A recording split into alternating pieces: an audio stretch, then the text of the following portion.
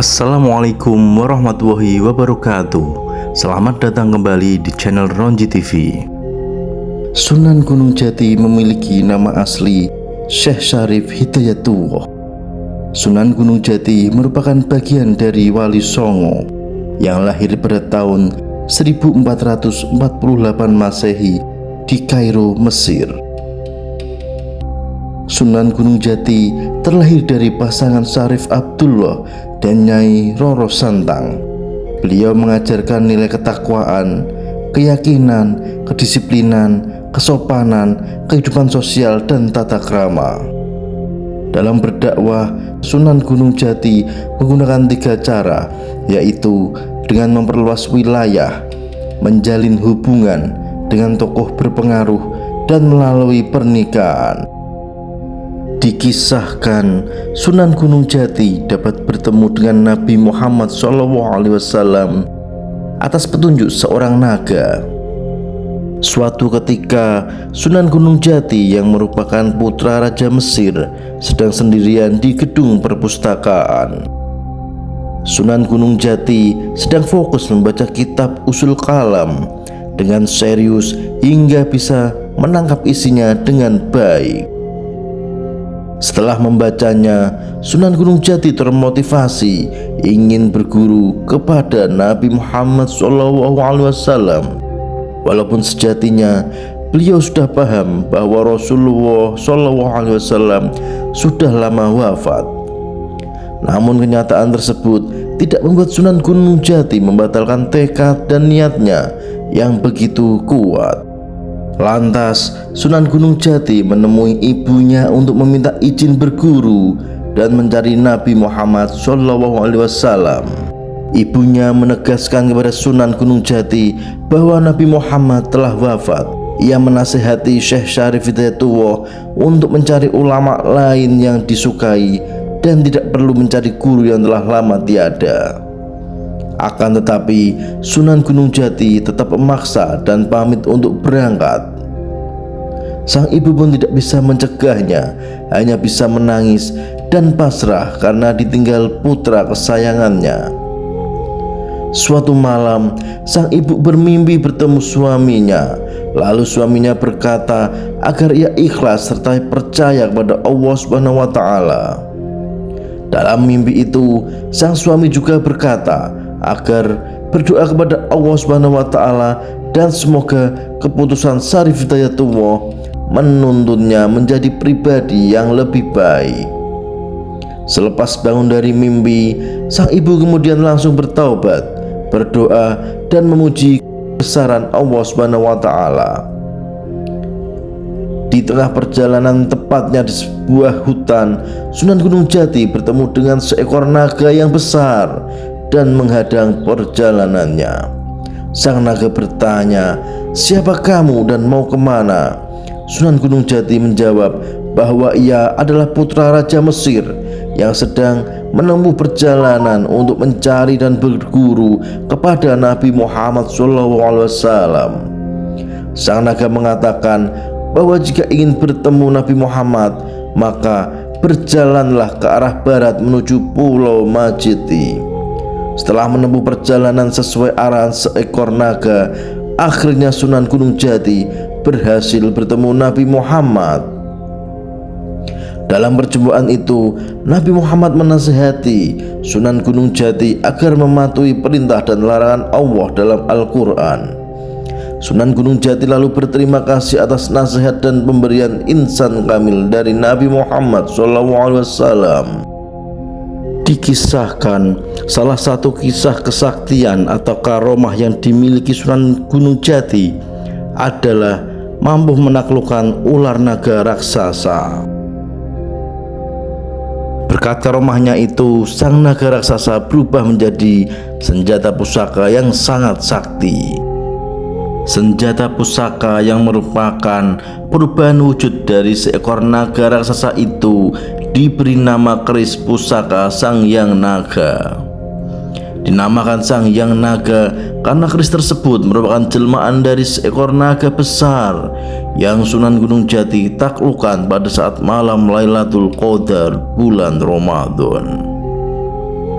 Diceritakan Sunan Gunung Jati selalu memfokuskan diri beribadah saat bulan Ramadan di Gunung Jati. Pada hari ke-28 di bulan Ramadan, ketika Sunan Gunung Jati sedang melaksanakan sholat sunnah di sepertiga malam, tiba-tiba beliau diganggu oleh seekor ular naga. Ular naga raksasa tersebut berada di sampingnya, berupaya untuk mengganggunya, namun Sunan Gunung Jati tetap melanjutkan sholatnya. Setelah selesai sholat, ular naga raksasa itu tetap berada di sekitar Sunan Gunung Jati. Namun lagi-lagi beliau tidak menghiraukannya dan melanjutkannya dengan berzikir. Namun ular naga itu tetap saja mengganggu Sunan Gunung Jati. Maka setelah selesai berzikir, Sunan Gunung Jati menangkap ular tersebut dengan posisi kepala di bawah, sementara ekornya diarahkan ke arah atas langit. Tiba-tiba ular naga raksasa yang dalam genggaman Sunan Gunung Jati berubah menjadi sebilah keris tanpa gagang dan warangka atau sarung. Setelah peristiwa itu, Sunan Gunung Jati pulang ke keraton.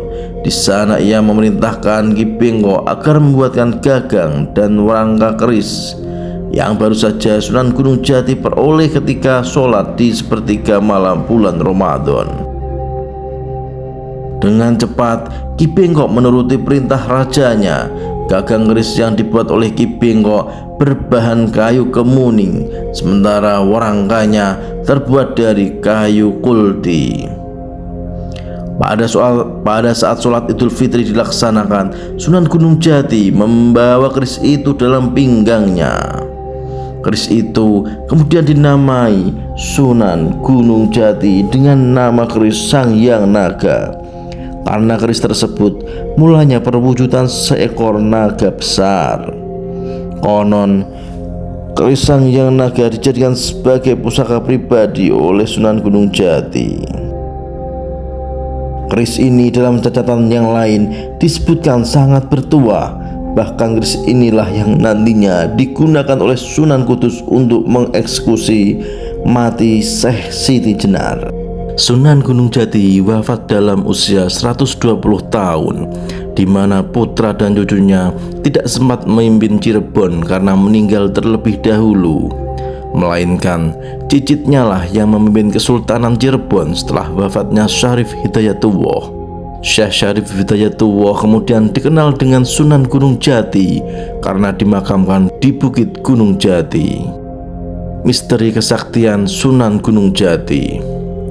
Kisah hilangnya istana Pakuwon kuno merupakan salah satu kisah kesaktian Sunan Gunung Jati, karena menurut naskah yang termaktub di Caruban Kanda, di naskah itulah bertebaran mitos kesaktian Sunan Gunung Jati. Di antaranya adalah bahwa ia pernah mengalami perjalanan spiritual seperti Isra Mi'raj, lalu bertemu Rasulullah SAW, bertemu Nabi Khidir, dan menerima wasiat Nabi Sulaiman alaihissalam. Misteri makam Sunan Gunung Jati. Makam Sunan Gunung Jati yang terletak di Bukit Gunung Sembung hanya boleh dimasuki oleh keluarga keraton sebagai keturunannya, selain petugas harian yang merawat sebagai juru kuncinya.